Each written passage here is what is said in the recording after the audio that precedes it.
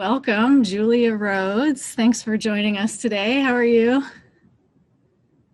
I'm doing well. Thank you so much for having me. This is a really exciting day. So Yes, happy to be part of it. yeah, we're happy to have you. So let's just dive right in and talk about Lucky Plush and your history too. For anybody who's seen a Lucky Plush production, they know that it's this sort of special blend of dance and theater, movement, dialogue, singing, sometimes narrative, sometimes. Um, and I'm curious about like these elements and these ways of working. Where were those seeds sown in your own history? Yeah, so I started out in classical ballet way back in the day when I was growing up. And then I went to Northwestern where I got a degree in history and started becoming really interested in performance studies and theater. And while I was at Northwestern, I worked with a company called Excite Performance Group, and they had a very interdisciplinary approach to dance and theater. And that had a major impact on me just because it was really the first time that I felt like I was part of an ensemble process and my ideas were contributing to work. And so when that group ended, it's really aligns with when I started Lucky Plush. And I would say that, in the beginning, there was a lot of threads through the way that I learned to work at site in that ensemble kind of way. And then bringing my own interests and concerns and embodied research and thinking about ways that I wanted to start, you know, being a maker. And so Lucky Plush, yeah, we started working with narrative. We've been doing that the whole time. I would say that what is very important to me in thinking about how I approach the work, it's that I am really interested in bringing like things that I care about in the world. But the way that we develop work is very much like ensemble devised theater. So I'll kind of come in with some ideas. I work very collaboratively with the ensemble. And, ultimately, rather than approaching the sort of thematic or topical things that we're looking at in a topical way, we really approach it through the stories and through the individuals and their experiences on stage. So I'd say that that is really what I've cared a lot more about, for many, many years, is really that the audience connects with the individuals on stage and feels like they get to know them through the process of a show. So yeah, that's kind of the thread of it. Yeah, and you've mentioned ensemble, this word ensemble, a few times. And man, does Chicago seem to have a lot of ensembles and really like to work in that way. One of the first things I noticed when I came here for this job is like most of the dance companies they have band names, they sound like bands instead of being named after a particular person. The founder, and Lucky Plush is no exception to that. To what do you think we can attribute this ensemble way of working that seems so prevalent here in Chicago? Yeah, I mean, just like you said, there's a whole rich history of ensemble work in Chicago, and I think dance theater work. Certainly, that was what blew my mind open when I was working with Excite. And I just feel like for me, it became really critical to work that way because I feel like the work is so much stronger when I'm building with other people.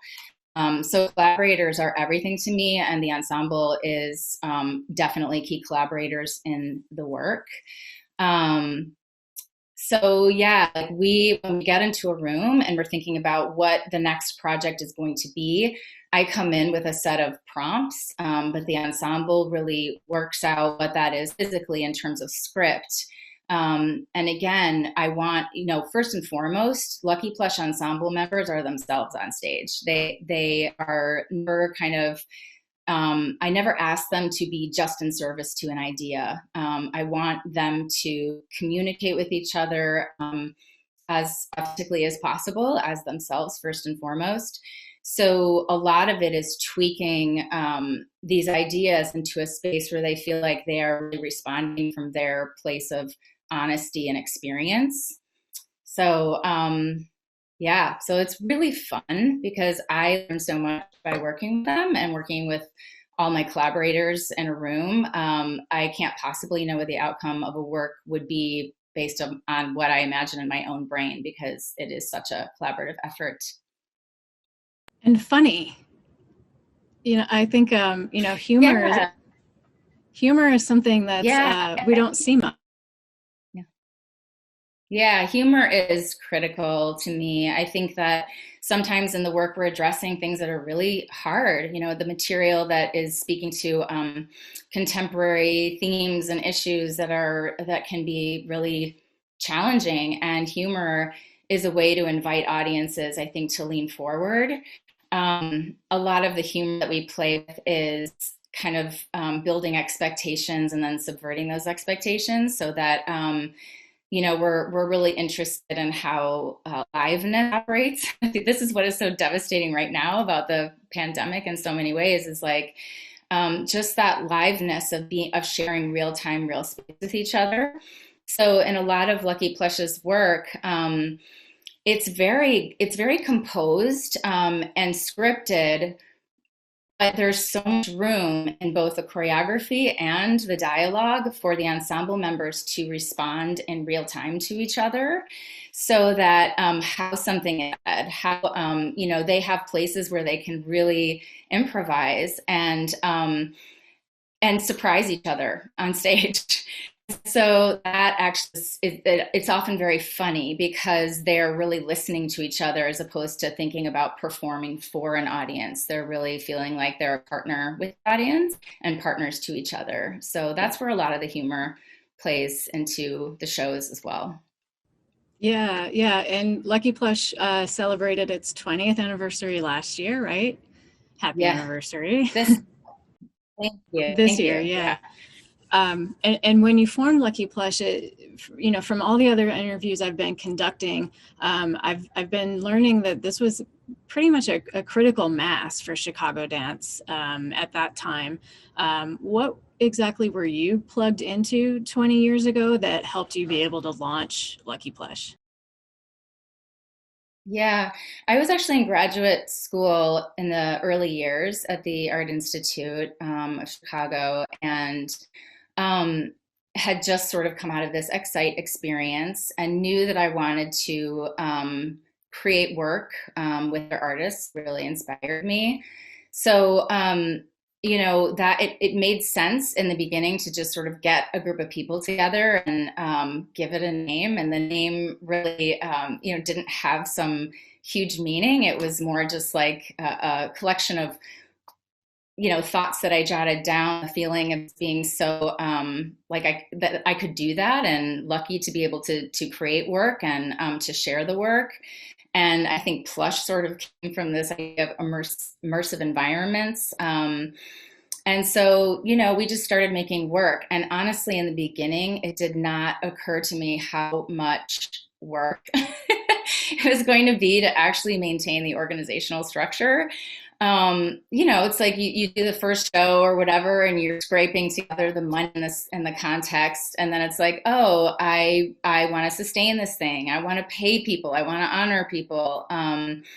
So at that time, I think there was a lot of energy being put into the dance field. A lot of it was through the Excellence in Dance initiative that the Chicago Community trusted with Sarah Solitaroff-Merkin. And it was just such an exciting time to really think through the field, like needs of the field. I was part of that initiative, looking at the needs of small independent artists and small mid-sized companies, excuse me.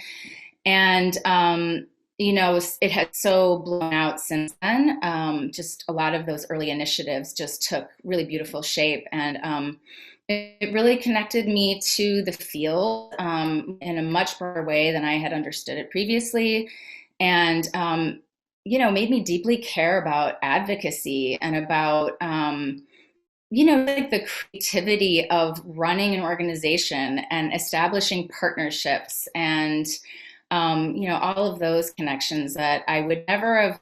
I would do it again, but when you start off making a company, you just aren't really thinking about all of that stuff. So it was a learning curve for sure.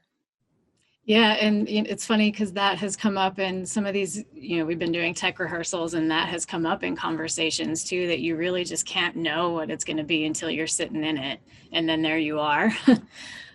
So I guess that sort of begs the question, what do you wish that you could tell the Julia Rhoads of 20 years ago, now that you've been in it for 2 decades? That's a brilliant question. I don't even know if I have a really good answer, but I think I think I was lucky because I did start out already really leaning into reaching out to other artists, really. The collaboration has always been the central piece of my work and the organizational structure. And it really has become an ethos of Lucky Plush, how we operate in the room, how our organization functions, our board operates. And I'm constantly trying to partner with other organizations. We started 2 sustainability initiatives where we share resources with other companies. So I think if I was looking back, I would just affirm those things. I wish, it's like, it's a journey. It just is what it is. But we've had a lot of bumps along the way, of course, and at this particular time in 2021 and so many unknowns, it's again, you just have to really be flexible and reach out to the community and really support all the amazing art making that's happening, and just believe in the bounty, I guess. Yeah, and I see you doing that. I see you continuing to collaborate and to be an entrepreneur and innovate in this, time of challenges. Tell us a little bit about what kinds of programs and efforts have you been able to create in the past year, and in a minute. Yeah, sorry. I guess the biggest thing we've done is just to keep artists employed, is to have a virtual platform. It's called Virtual Dance Lab. And I've had the support of University of Chicago, where I have a job where I'm building a dance program and a lecturer there. And so I really wanted to serve those students and also, connect with all kinds of teaching artists, both locally and nationally, internationally. So that's been exciting, and a little bit of a silver lining is to have that platform. And we've also just kind of tried to connect with other artists in our field and showcase them through our social media platforms, just to stay involved in that way as well. Well, I applaud you. Thank you so much for everything you do. And thanks for joining us here today. It's been great to talk with you a little bit. So great to talk with you as well, Jenai. Thank you so much. Okay, until next time.